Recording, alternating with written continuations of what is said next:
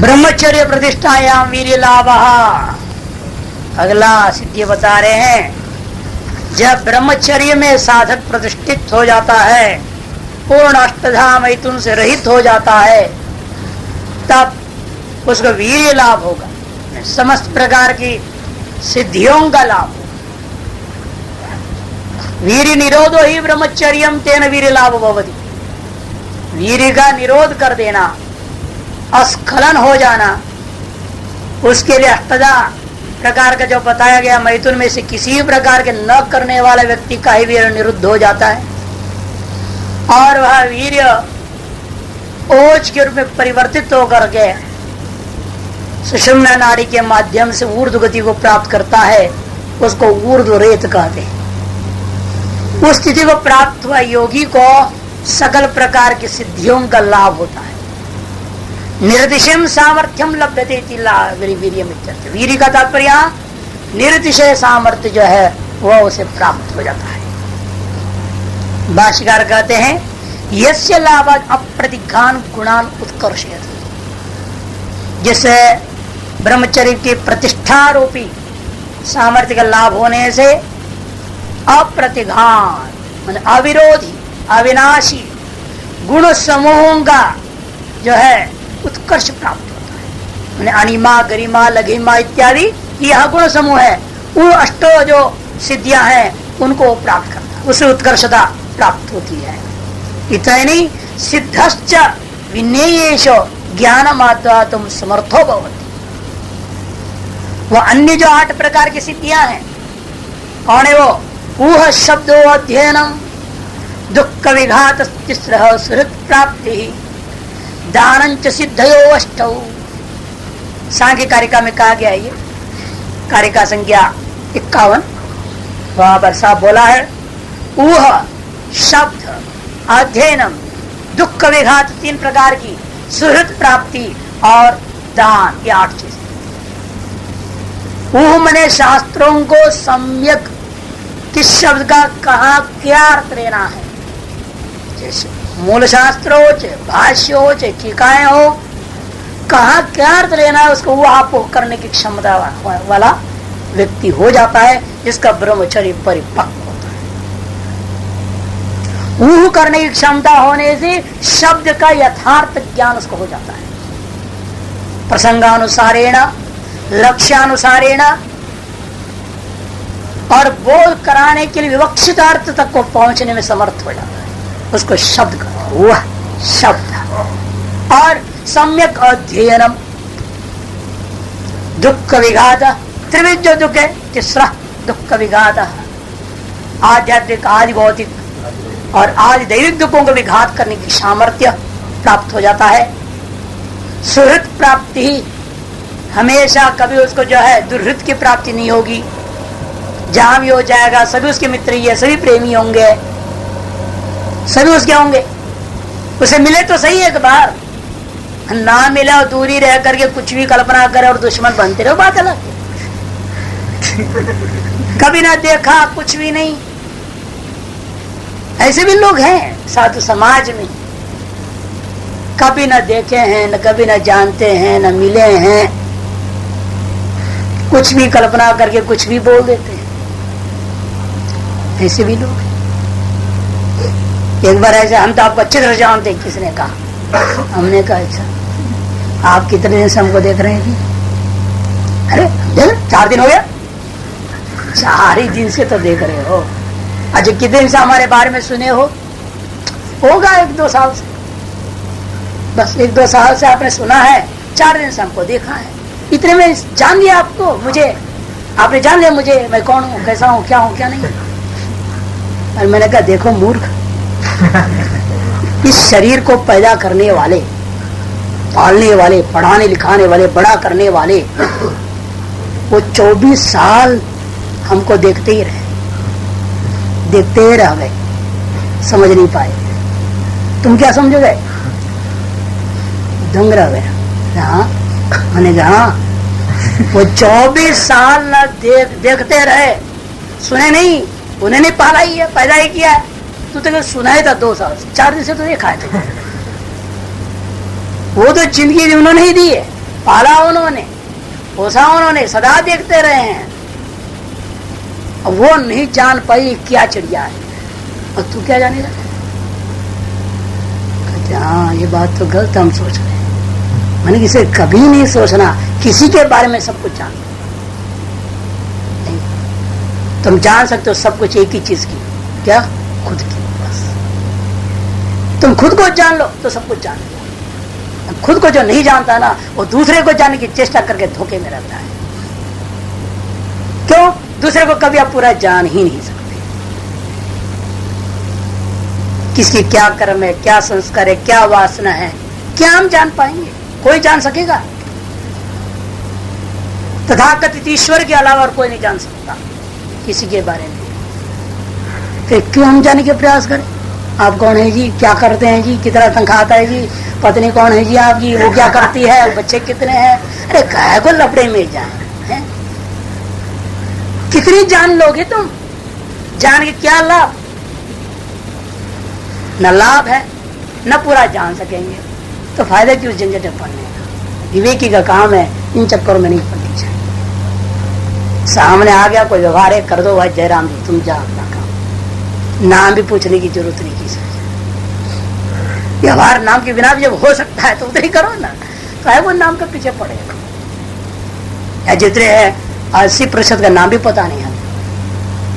हम कहते ब्रह्मचारी जी बोलिए, बोलता हूँ, और ब्रह्मचारी जी उनका नाम पता नहीं। अब इनसे बात होती तो कहते महाराज बोलो, और पता नहीं इनका नाम क्या।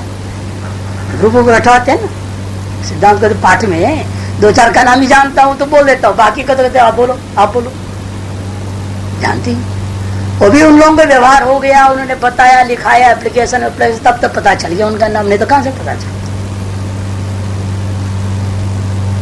तो उसमें चक्कर पड़ना नहीं चाहिए, उसके बिना व्यवहार करने की कोशिश करो, तब जा करके दुख विगा सुहृत प्राप्ति वास्तव में बोध होता है।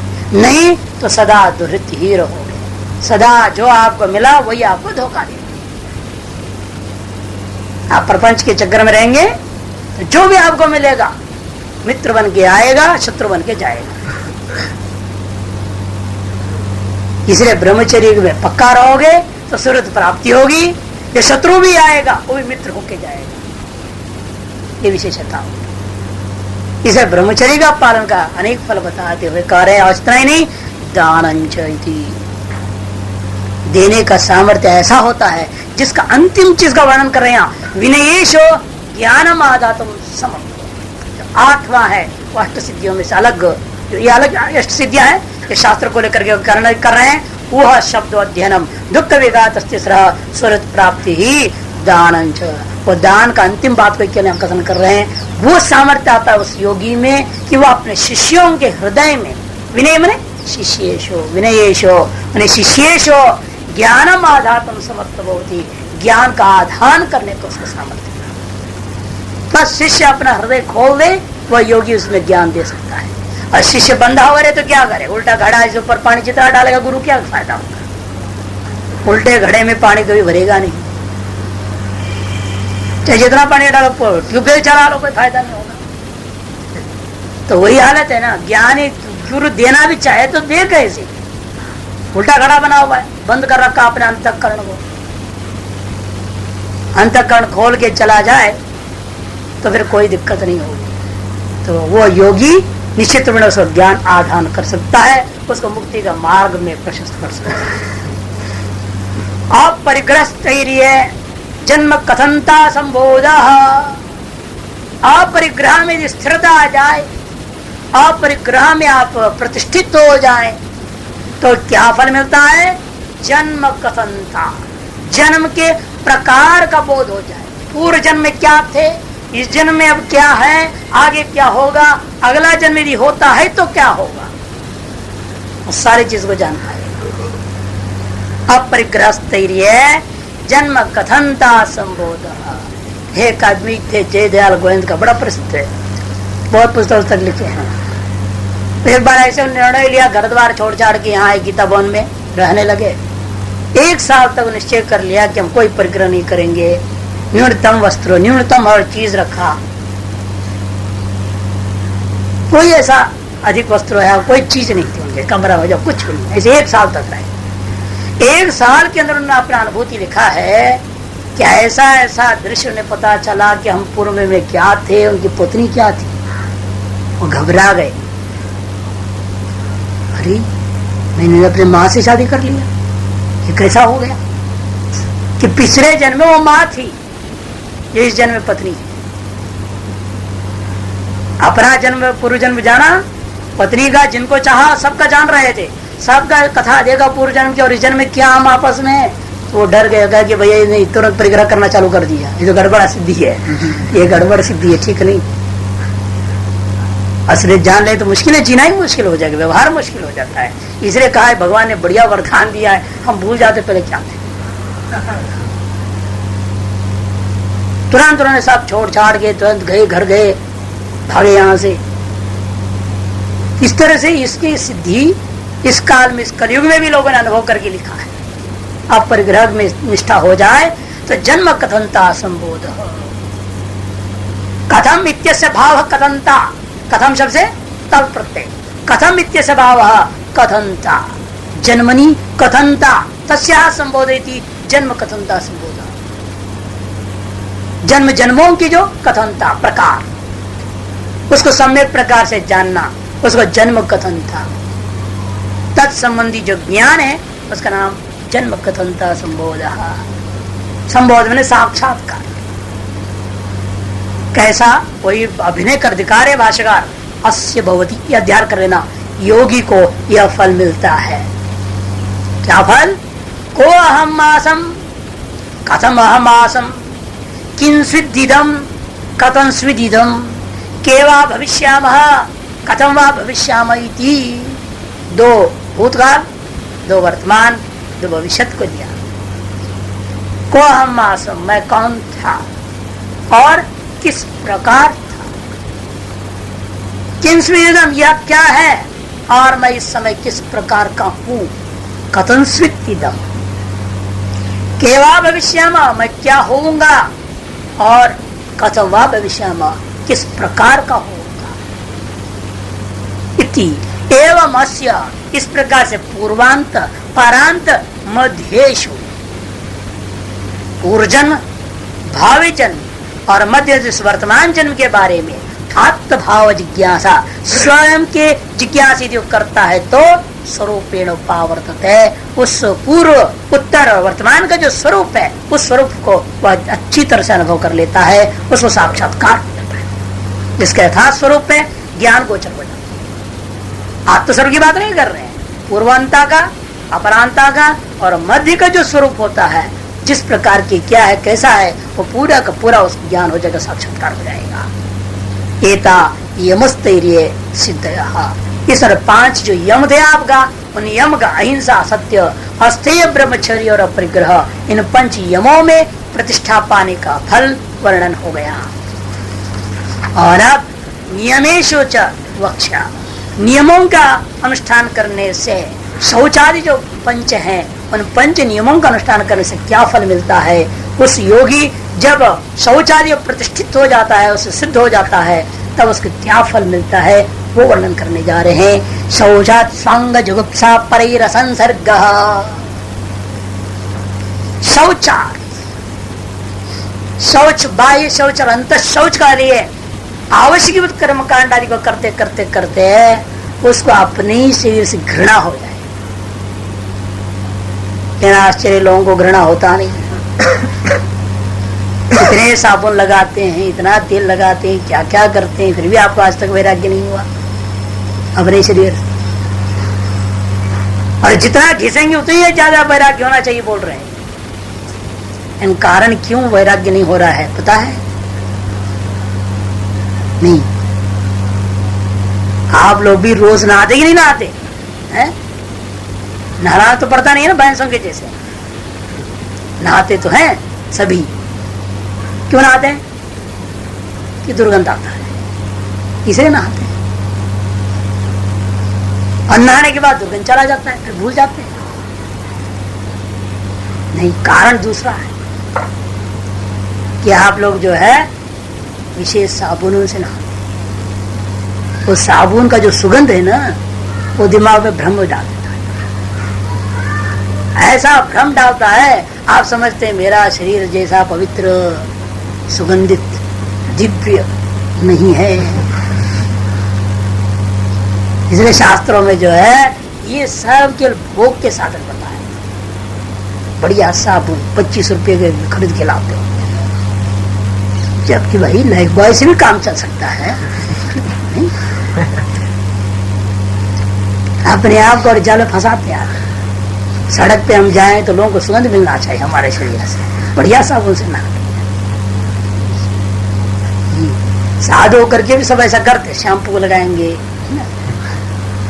मेहंदी तेल लगाएंगे, चर्बी वाला आता है, चर्बी वाला आता है। वो जो भी हो उसका आनंद ले रहे हैं ना, तभी शरीर से वैराग्य नहीं होता है। नहीं तो इतनी बार हाथ धोना पड़े, इतनी बार जो वो धोना पड़े, ये धोना पड़े, झंझट ही झंझट हो तो उसको वैराग्य हो जाएगा। सोचा स्वांग जुगुप्सा, और जब अपने ही शरीर से घृणा हो गया तो दूसरे शरीर को पकड़ के क्या प्यार करोगे। परीर असंसर्ग, दूसरों के शरीर को तो आप बिल्कुल पास से फटकना नहीं चाहिए। छूना तो दूर की, प्यार करना तो दूर की। ये लाभ है शौच प्रतिष्ठा का। स्वांगे जुगुप्सायाम शौचम आरभमाण कायावधीय अवध्य दर्शी, उसी को होता है जो काय में विद्यमान अवधि दोष का दृष्टा है। काया अवधि मैंने कायगत दोष का दृष्टा। दोषी जितने बार भी दो, जितने बार भी नहाओ, जितने बार भी कुछ भी कर लो, कुछ ही देर के बाद वही हाल रह जाता है इस शरीर का, कोई फर्क नहीं पड़ता। कितने साबुन घिस गया, कितना क्या हुआ, कोई अंतर पड़ा आज तक, कुछ फर्क नहीं पड़ता। बात वही स्थिर, फिर पसीना, फिर दुर्गंध, फिर मल, सब वही। इसीलिए काय दोष दर्शी जो होता है वह योगी, यदि शौचम आरवमाण नित्य विधियों के अनुसार 7 बार दो, 14 बार दो, 21 बार दो बोला है ना, उस नियम को पालन यदि करेगा, निश्चित रूप में उसको स्वांग में जुगुप्सा, घृणा हो जाए। जुगुप्सा नहीं, घृणा, अपने शरीर के प्रति घृणा हो जाता है। काय अनभिष्वंगी यतिर्भवति, काय में उसकी जो विद्यमान आसक्ति बिल्कुल खत्म हो जाती है। काय अनभिष्वंगी, काय में शरीर में प्रीति शून्य हो जाता है वह। किंच, जब अपने ही शरीर से घृणा हो गया जिसको, उसके दूसरों के शरीर में क्या आनंद होगा। परैर असंसर्ग, काय स्वभावावलोकी स्वभी कायम जिहासु मृग जलादिराक्षालयन्नपि काय शुद्धि अपश्य कथम बर काय अत्यंतम एवं अपयत ही संसृज्येत। ऐसे दूसरों के से कैसे संबंध करना चाहेगा जो कभी नहाते नहीं, सेंट फुर करके आ जाते हैं, जान रहा है कि भाई ये तो कभी नहाते नहीं, महीना में 1 दिन नहाते होंगे और केवल सेंट ला करके आते हैं। अब ऐसे लोगों के साथ कैसे संबंध करेगा वो, कभी नहीं कर सकता। वही कह रहे हैं काय स्वभाव का अवलोकी योगी है, वो देख रहा है मेरा शरीर जैसा वैसे सारे शरीर ऐसे ही होंगे, यह अनुमान कर लेता है। अस्मत् शरीरवत हो गया। देह सर्वदोष सर्वावद्यवती, देह कैसा है, सकल दोष वाला है। क्यों? मलादिमत्वात् पृथ्वी भौतिक कार्यत्वात् अस्मत् शरीरवत, अपने शरीर के समान, ये अनुमान कर लिया। सर्वाणि शरीराणि अवद्यवंती, दोषवान ही है। भौतिकत्वात् अस्मत् शरीरवत, कि यद् यद् भौतिकम तत्तत् अवद्यवत भवति, जो जो भौतिक होता है वह सब एक दिन सड़ेगा, गलेगा, नष्ट होने वाला होता ही है। इस प्रकार व्याप्ति के आधार पर निश्चय कर लिया है। इसलिए काय के स्वभाव को देखने वाला जो योगी स्वमभि कायम जिहासु, अपने काय से घृणा होकर के त्यागना जो चाह रहा है, हेयता देख रहा है, हेत बुद्धि से युक्त है वो, मृत जलादिराक्षालन आक्षालयन्नपि, मृत जल साबुन आदि के द्वारा धोते हुए भी काय शुद्धि में पश्यन, शरीर का शुद्धि न होता हुआ देख रहा है कि शरीर का विशुद्ध नहीं हो सकता है। ऐसा देखता हुआ वह योगी कथम पर काय अत्यंतम एवं अप्रयति, दूसरे लोग बिल्कुल नहाते धोते नहीं, कुछ नहीं कर रहे हैं, अप्रयतैर पर कायर, जो बिल्कुल ही प्रयत्नशील नहीं है, पानी तो छूना नहीं चाहते, कागज के इस्तेमाल कर रहे मूढ़। ऐसे लोगों के साथ संग कौन करे? ऐसे परकायों के साथ कथम संसर्जित, कैसा कोई संबंध कर सकता है? असंभव है। फिर ये सब पढ़े हुए अच्छे योगी अपने आप को कहने वाले महात्मा वेशधारी उन गोरे चमड़ों के पीछे भागता थे। बड़ा आश्चर्य।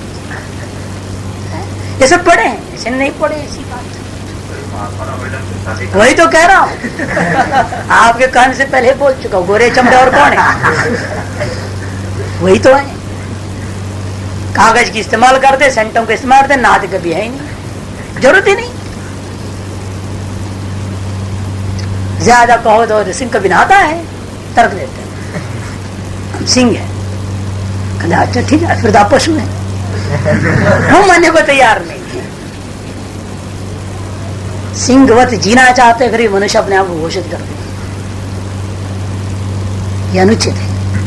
इसलिए वैराग्यार्थी सब बात कह रहे हैं ना, शौच का फल यही है, शौच संतोष वगैरह है ना, उसके लिए बता रहे। और भी बात करें, ये तो बाह्य बात, वैराग्य होता है।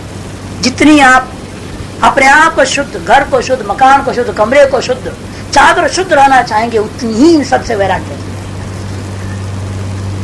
बाह्य और अंत शुद्धि के चक्कर में आपके सारे संसार से वैराग्य होता है।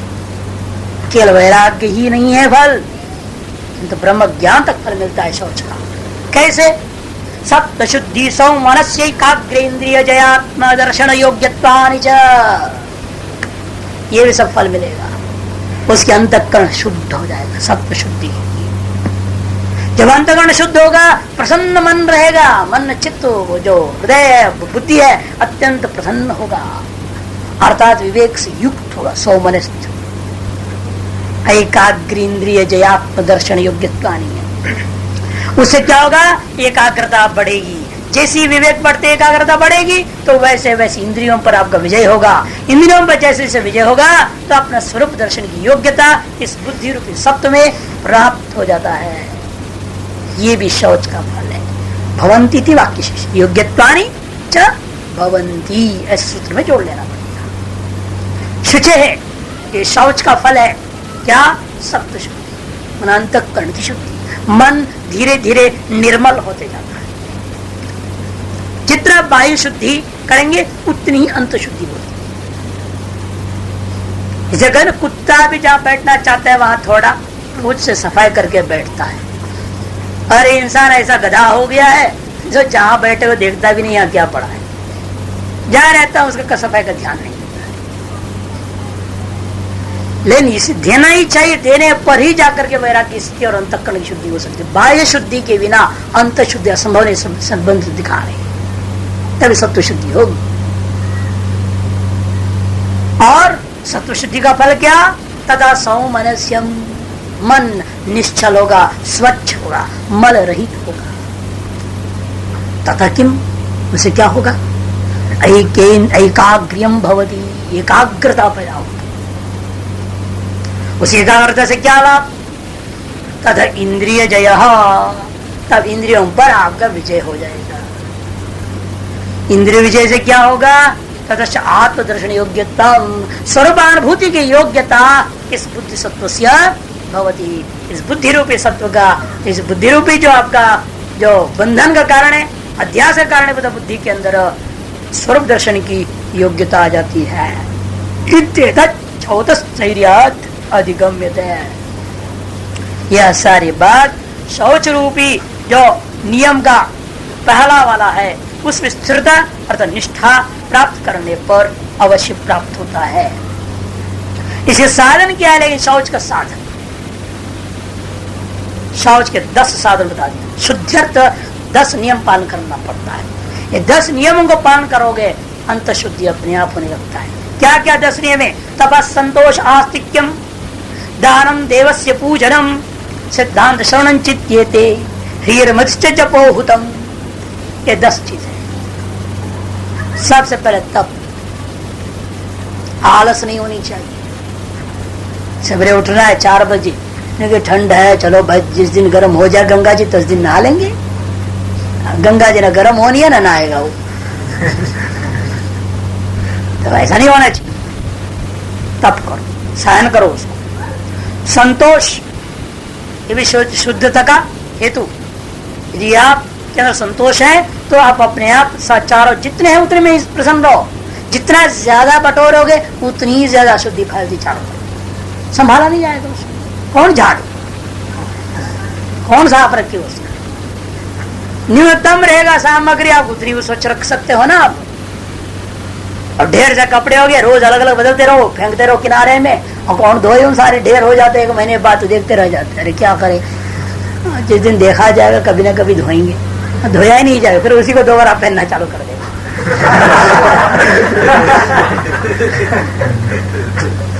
ऐसों को भी हमने देखा है। तो इसीलिए कम न्यूनतम संतोष रहने से ज्यादा माल टाल नहीं रहेगा, सम्यक प्रकार सबको साफ सुथरा रख सकेंगे। असंतोष, आस्तिक्यम, शास्त्र जो कहते हैं शुद्ध रहना चाहिए, उसमें आस्तिक की बुद्धि होनी चाहिए, वह भी एक हेतु है शौच के प्रति। दानम, ज्यादा आ गया तो देना सीख लो, कंजूस मत बनो, दान दो। नहीं, कई ऐसे भी है महाराज हम तो रखते नहीं है, जो आता है ना ज्यादा वो दे देते हैं ना। कहाँ देते हो, किसको देते हो? वो दुकान में जाके बेच देते ऐसे घटिया लोग अब क्या बताएं। दान में जाके जो है 500 रुपए का चीज को 50 रुपए बेचने को तैयार है, किसी दूसरे को फ्री में देने को तैयार है। इतने लोग भी है। ये नहीं होना। दान मैंने दानम, वास्तविक दान, देवस्य पूजनम, और देव भगवान की पूजा, इष्ट देवता की पूजा, ये भी शौच के प्रति कारण बनता है। कि पूजा करना है तो उस वजह से मजबूरी में नहाओगे ना। अब संध्या करना तो नहाना पड़ेगा, संध्या नहीं करना तो नहाने क्या जरूरत है? अब संध्या पूजा करने की तो मजबूरी है ना, नहाना पड़ेगा उसको। क्योंकि अपने धर्म में तो नहाए बिना तो पूजा नहीं होती है ना। अपने धर्म में नहाए बिना पूजा नहीं होती। यानी कि कोट पहन लिया, थोड़ा मार दिया सेंट अपना, हो गॉड कर रहा है, चल गया उसका काम। ये नहीं चलने वाला यार। देवस्य पूजनम, सिद्धांत श्रवणं चैव, और सिद्धांत का बार बार श्रवण करना चाहिए। शास्त्रों के बार बार श्रवण करो। आसक्ते राम प्रतेर कालम निरंतर वेदांत चिंतया।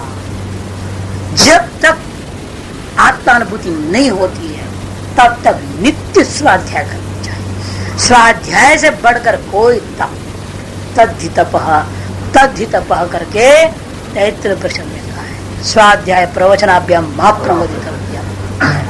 स्वयं का अध्ययन, गुरुजनों के मुख से सुनना और प्रवचन, ये नहीं प्रवचन देना नहीं। यहाँ स्वाध्याय प्रवचन कर तो भाष्यकार बहुत सतर्कता और बोल चुके हैं। यानी कि बोलना जाके दुनिया को सुनाना, पढ़ रट लिया 10-20 श्लोक और भाषण झाड़ रहा, वो प्रवचन नहीं है। प्रवचन में स्वाध्याय का तात्पर्य इसलिए दिया, स्वयं पढ़ना, स्वेन अध्ययनम स्वाध्याय, गुरुमुखेन श्रवणम प्रवचन, ये लगातार होती रहनी चाहिए। तब सिद्धांत श्रवणंच, और ह्रीहि, लज्जा विकर्ण, जो जितना निर्लज्ज उतना ही अपवित्र रहेगा। उसका मतलब ही नहीं दुनिया से। जैसा पशु क्या है, निर्लज्ज है ना, जहां देखो खड़ा पेशाब कर देता है, पशु है। वैसे आदमी करे तो निर्लज्ज ही है वो। लज्जा भी इसलिए शौच के प्रति हेतु बनता है। और कहते हैं मतिष्ठ, ज्ञान, विवेक ज्ञान बनाए रखना है। जप, नित्य गुरु मंत्र, इष्ट मंत्र, इष्ट देवता मंत्रों का जप, हुतंच, और नित्य होम आदि करने से भी शुद्धि होती है। ये शुद्धि का कुछ बाह्य है, कुछ अंतः के लिए है। 10 प्रकार के उपाय बताया गया जिनके अनुष्ठान करने से शौच की सिद्धि हो सकती है। इस प्रकार से पहला नियम का विचार हो गया। दूसरा नियम है संतोष, शौच संतोष। तप स्वाध्याय ईश्वर प्रणिधानानि नियमाः। उससे दूसरा है संतोष। संतोषाद अनुत्तम सुख लाभ। इससे पूर्व में थोड़ा उसी के 2 श्लोक पर ध्यान जाना चाहे डालना है। देखिए, नव छिद्र कृता देहा स्रवंती घटिका इव बाह्य शौचैन शुद्ध्यन्ति नांत शौचंदु विद्यते। दुर्दशा लोगों का वर्णन कर रहे हैं इस श्लोक में। नव छिद्र कृता देहा, 9 छिद्रों से संपन्न शरीर है। इन शरीरों से निरंतर घटिका यंत्र के समान स्रवंत्येव तत् मल निकलते ही रहते। आंख से मल निकलते, कान से मल निकालते रहते हैं, नाक से तो जुकाम सर्दी में देखते ही हो निकलते रहता है। जिह्वा रोज छीलते हैं तब भी मल बैठती है, देखते हैं। और आगे पीछे का तो दिन में 4 बार इस्तेमाल ही करते हो, इसे जानते ही हो। नित्य स्रवंत्येव, मल निकलते रहते हैं इन सब छिद्रों में। प्रमुख 9 की बना रहे और बाकी चरम के प्रत्येक छिद्र से पसीना आदि निकल रहे तो देख ही रहे। इसे कहते हैं नव छिद्र कृता देहा स्रवंती घटिका इव बाह्य शौची न शुद्ध्यन्ति। बाहर जितना भी कर लो तुम न शुद्ध्यन्ति, चाहे प्लास्टिक सर्जरी कर दो तभी क्या पसीना ही नहीं निकलेगा भले, लेकिन धूल धाल तो बैठेंगे उस पे, कहां तक रोक लोगे। इसलिए कहते बाह्य शौची न शुद्ध्यन्ति। चलो बाहर की अशुद्धि रहने दो, अंदर से तो मैं शुद्ध हूं। नांत शौचम तो विद्यते है। आप जो बाहर से शुद्ध नहीं रह पाता वो अंदर से कहां से शुद्ध होगा। ऐसे भैंस बुद्धि वाले के अंदर शुद्धि कभी हो नहीं सकती है। और एक श्लोक उपदेश शास्त्र के जो बार बार बताता हूं वो श्लोक है, स्वदेह अशुचि गंधेन न विरज्येत यः पुमान् विराग कारणं तस्य किमन्यदुपदिश्यते। स्वदेह अशुचि गंधेन, अपने शरीर के ही अपवित्रता आदि दुर्गंधों के वजह से यदि जो पुरुष न विरज्येत यः पुमान्, अपने से जो पुरुष व्रत नहीं हो पाता, विराग कारणं तस्य, ऐसे व्यक्ति को वैराग्य के अनेक साधनों का कथन करने का क्या फायदा। उस भगवान ने क्या उपदेश देने की जरूरत है, कोई आवश्यकता नहीं। वैराग्य का विचार, विवेक का विचार उसी के सामने करना है जिसको अपने शरीर से घृणा हो गया है, जिसको अपना शरीर का जीने से घृणा नहीं हो रखा है। उस व्यक्ति को उपदेश देना वेदांत व्यर्थ हो जाता है, क्योंकि वो सुनेगा वो हंसेगा। वैराग्य की बात करते हैं कुछ नहीं होता, उसको तो हल्का महसूस होता, बात असर नहीं कर सकता। बहुत है कहते भी हैं, मैं कर्ण परंपरा से सुन लेता हूँ, लोग बताते हैं हमको आकर के, कहते हैं महाराज जी का तो स्वभाव तो बोलते ही रहते, उनको अपना बोलने दो, हमें अपना करेंगे, हमें जो करना है वो हम करते रहेंगे, कोई फर्क नहीं पड़ता है। क्या फर्क पड़ता है। तो यही होता है, जिसको अपने शरीर से वैराग्य नहीं, जिसको संसार से किसी वस्तु से वैराग्य नहीं, उन लोगों को सुनाने से उल्टा मजाक ही उड़ता है, उसका हंसी मजाक उड़ाते हैं लोग, उनको कोई लगने वाला है नहीं, कोई फर्क नहीं पड़ता है। जैसे कोई कोयला को घिस के सफेद करने का प्रयास करे, वो मूर्ख ही, उसका व्यर्थ प्रयास है। ऐसे हम लोगों का भी प्रयास कुछ हद तक व्यर्थ ही जाता है। लेकिन इतने ही आशा लेके अपने मनन के लाभ के दृष्टिकोण से करते हैं। अब इस लाभ में किसी और को भी लाभ हो सकता है, यह मान के चल रहे हैं, हो या ना हो उसके अपने अपने कर्म फल है।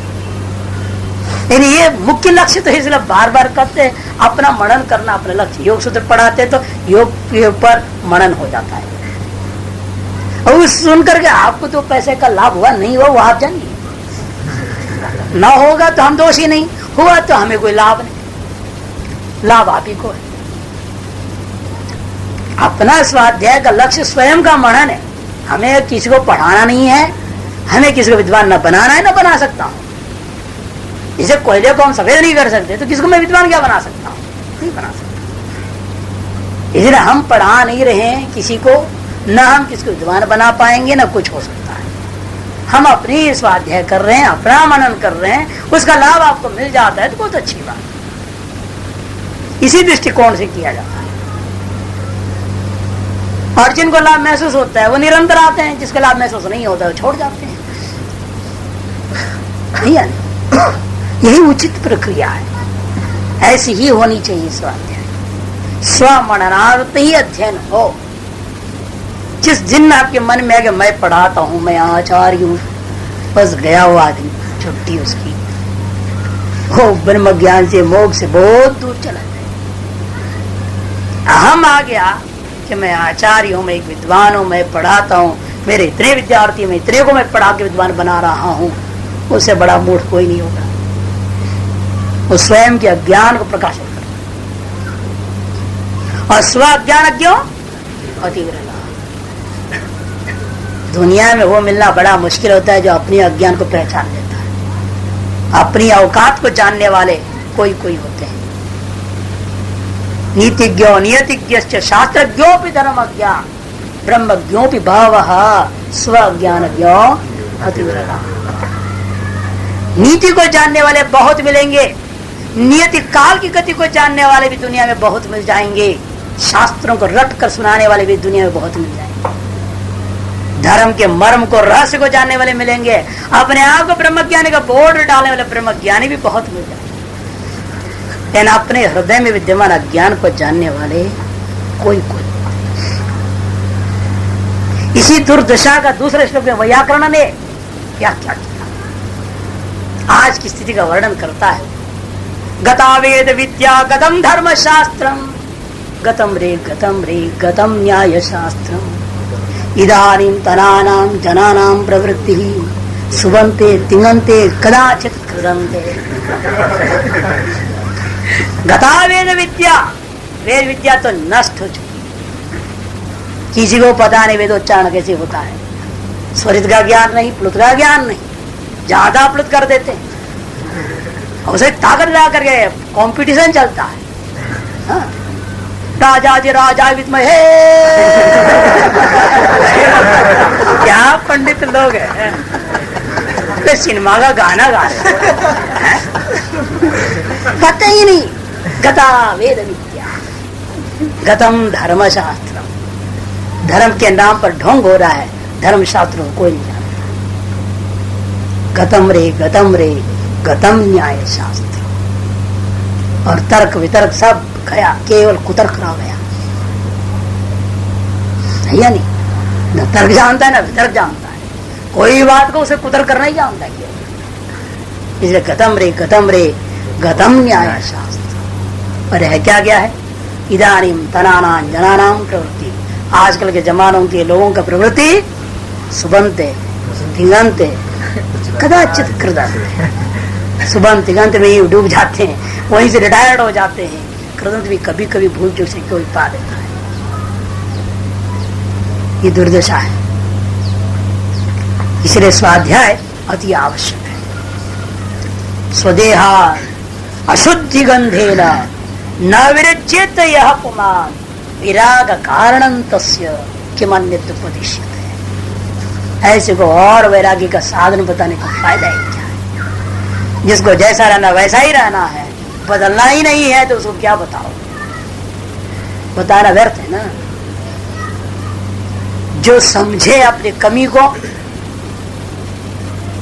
और आगे न करने के लिए तैयार होकर संभल जावे, उसको यदि साधना बताओगे तो सफल हो जाता है। जिसको न समझना है न संभलना है, उसको सुनाने का कोई फायदा नहीं। इसलिए कहते हैं ये शौच के पीछे बहुत ही महत्व है। नियम का सबसे पहला जो लिखा है, लगता है कि भाई नहाते तो सभी, तो बोलने क्या जरूरत है सूत्रकार को? आपको पता लग रहा है कि इसके बिना क्या हो रहा है, और जो है देखने को मिल रहा है शौच करके, उसमें भी वास्तव पाखंड है। इतना इन्हें संतोषा अनुत्तम सुख लाभ, अनुत्तम सुख मिलेगा, खराब सुख मिलेगा, ऐसा अर्थ नहीं करना। न विद्यते उत्तम सुखो यस्मात् इति अनुत्तम सुख बहुरी समास करना है। जिस सुख को पाने से के बाद उससे भी उत्तम सुख संसार में न हो, ऐसा सुख प्राप्त हो जाता है किससे? संतोष से। संतोषाद अनुत्तम सुख लाभ। कथाकार लोग सुनाते 5, 25, 50 भय सुनाते हैं। 5 थी 25 हुआ, 25 से 100 रुपए बने, 100 से 1000 बने, 1000 से सोचा लाख हो जाए, लाख से फिर चक्कर चल रहा है। अरब खरब सब पर प्राप्त हुआ। इस लोग के पृथ्वीपति बनने से भी नहीं चला, अगर स्वर्गपति भी बन जाना चाहता है। यही तो असुरों में आपने देखा है। तीनों लोगों का मालिक बन गया, तब भी संतुष्टि नहीं। कहता है वो ईश्वर कौन है? वो भी मेरा नौकर होना चाहिए। बस उसको ही पकड़ने का प्रयास। तो यही होता है असंतोष। असंतोष है तो सुदामा जैसे जहां है, एक बार पानी भी मिल जाए उसी में संतोष, उसी में आनंद है। भजन में कोई विघ्न नहीं होता है। असंतोष भजन में विघ्न है। साधना में सबसे बड़ा विघ्न असंतोष। इस संतोष से वास्तव में इतना बड़ा फल मिलने वाला है, इस संतोष को अपनाना ही चाहिए। न केवल मेनन तो वैशिक सुखम विषम इव प्रतिकूलम। जितने विषय सुख है उसको विष के समान प्रतिकूल मानता है, तभी वो अनुत्तम सुख के लिए प्रयास करेगा, संतोष को प्राप्त करना चाहिए। संतोष कोई बाह्य साधनाओं से प्राप्त होने वाली वस्तु नहीं है, एक अंतः वृत्ति विशेष है, अपने मानसिक वृत्ति विशेष है। शरीर का उपजीवन हेतु आवश्यक न्यूनतम पदार्थों से अतिरिक्त अपेक्षा करना ही असंतोष है।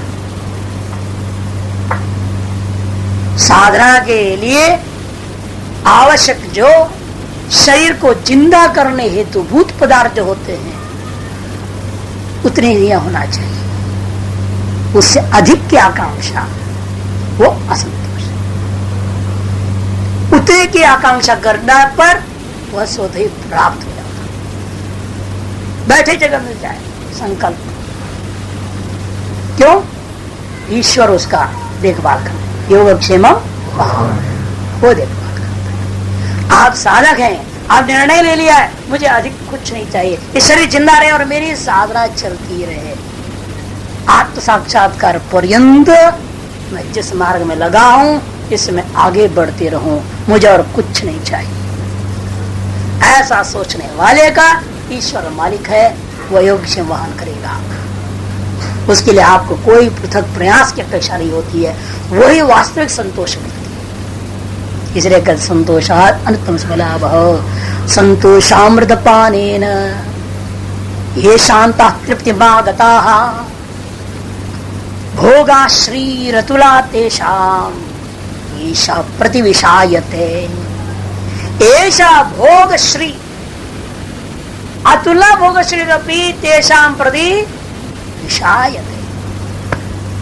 जो संतोष नामक अमृत का पान करके शांत वृत्ति वाले तृप्ति को प्राप्त किए हुए योगी होते हैं, उनके लिए भोग ऐश्वर्य अतुला, जिसके कोई तुलना नहीं, ऐसा महानतम ऐश्वर्य भी प्राप्त हो जाए वह उनके लिए जहर के समान दिखाई देता है। तेषां प्रति विषायते भोग श्री रतुलापि तेषां प्रति विषायते, उनके लिए जहर के समान हो जाता है। अर्थात किसी प्रकार के भोग सामग्री के प्रति उनका आकर्षण नहीं होता है।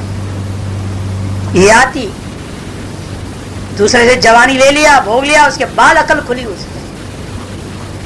उसने ही कहा है या दुस्त्यजा दुर्मतिर या न जीर्यति जीर्यदाम ताम तृष्टां संत्यजन प्राज्ञः सुखे नैवाभिपूर्यते। या दुस्त्यजा दुर्मति, कौन सा? तृष्णा नाम की दुर्मति है जो अत्यंत दुस्त्यजा है, अज्ञानियों के द्वारा त्यागना कठिन है। जो तृष्णा, जो सारी दुनिया बूढ़ा हो जाओ कभी बूढ़ी नहीं होती है, ऐसी है तृष्णा। जीर्यताम जीवान वृद्धानोपि न जीर्यति कदापि, या तृष्णा सात संत्यजन उस तृष्णा को त्यागता हुआ व्यक्ति वास्तविक प्राज्ञ है और सुखे नैव अभिपूर्यते, वह वास्तविक परम सुख से परिपूर्ण हो जाता है। यात्री को बहुत देर में समझ में आया, लेकिन आप लोगों का भाग्य उसके वचन आपको जवानी में मिल गया है। अब आप अभी संभल जाए तो अच्छी बात है या नहीं तो बुढ़ापा में क्या कर लो। ये काम सुगम लोग है। भाष्यकार महाभारत का श्लोक दे रहे हैं, तथा च उत्तम ये काम सुगम लोग है, ये दिव्यम महत् सुगम तृष्णाक्ष सुखस्यैते नारद षोडशी कलाम। तृष्णा का क्षय से जन्य जो सुख का एक कला के बराबर नहीं है। ये सारे सुख, बाकी जो काम जन्य सुख अपनी इच्छा पूरा हुआ उससे जन्य जो सुख है, या दिव्य लोकों में प्राप्त होने वाला स्वर्गादि लोक में प्राप्त होने वाले जो सुख है, वे सभी प्रकार के जो सुख होते हैं, दिव्य समस्त सुख जो होते हैं, वे सुख त्रिलक्षणा क्षय से जन्य सुख के दृष्टिकोण से एक अंश के बराबर भी नहीं है। तो सेवा मात्रा उपजीवंती उपनिषद इसलिए कहते हैं। बस आत्म स्वरूप की आनंद रूपता का, परिपूर्ण आनंद स्वरूप का एक समुद्र के बूंद के बराबर भी नहीं होता है इस ब्रह्मांडांतर्गत समस्त सुख। ऐसा समझकर, ऐसा विवेक करता हुआ सांसारिक पदार्थ सुख से घृणा करके उनसे विरक्त होने वाला व्यक्ति ही संतोषाद अनुत्तम सुख लाभ का अनुभव कर सकता है। तप का फल क्या है?